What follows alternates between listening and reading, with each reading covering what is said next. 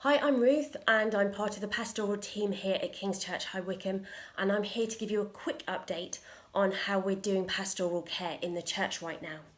So these are difficult days for lots of people, and the lockdown has obviously changed the way that we can care for people as a church. Small groups can no longer meet in the same place, and face-to-face conversations aren't possible right now.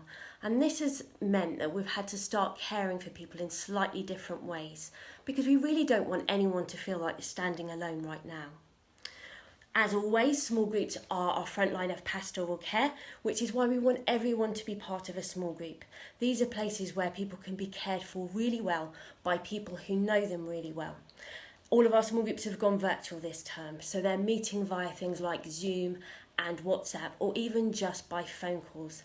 And I've heard so many encouraging stories about how well these groups are going and how well connected people feel as a result of being part of those groups. So if you're a small group leader, thank you so much for all you're doing.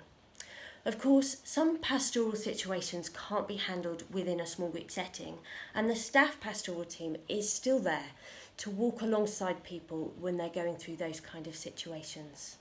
As a pastoral team, we've been seeking especially to try to stay in touch with people we know might be finding the lockdown difficult. So people who are vulnerable or elderly or going through a bereavement. So we're staying in touch with those people and finding out how we can provide support for them right now. As a staff team, we are mainly working from home right now. However, we still can be contacted at the usual office number, which is being picked up remotely by our admin team. And we're all still receiving emails to our usual church email addresses. So if you do want to speak to us, please do get in touch. I also want to let you know where we're up to with Hope Initiative. So the Hope Initiative is a project we've started in the last couple of weeks, which seeks to bring together practical and pastoral and financial support for people, whether they're inside the church or not. This is a challenging and anxious time for lots of people, but we have a great God, and so we still have hope, and we want the church to be a place where people find hope, whether they belong to the church already or not.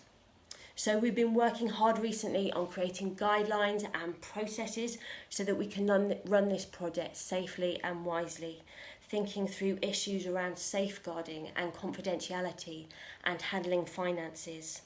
And we're really encouraged because we've got a great team of people who have volunteered to be part of this project, offering all kinds of support and expertise, whether it's prayer or a listening ear, IT advice, debt advice, or bereavement support. So if you're one of those people who's volunteered to be part of this team, thank you so much.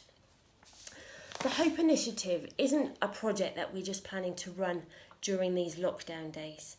In fact, we're not especially anticipating that we're going to be inundated with requests for support right now. But what we are expecting is that the effects of this crisis on people's mental health, on family life and on people's finances will last for much longer than lockdown. And so we want to build a team now so that as a church we're ready to respond to people and support them when the need does arise. As a church, we believe that the mission God has given us is to see ordinary people changed by Jesus to change the world. So to all of you who are looking out for others, whether you're caring for people within the church or whether you're looking out and showing concern to neighbours and friends, thank you so much. You might think that you're just ordinary people doing ordinary things, but you really are having an impact on the world around you. This is an incredible church to be part of, and I'm really looking forward to seeing you all very soon.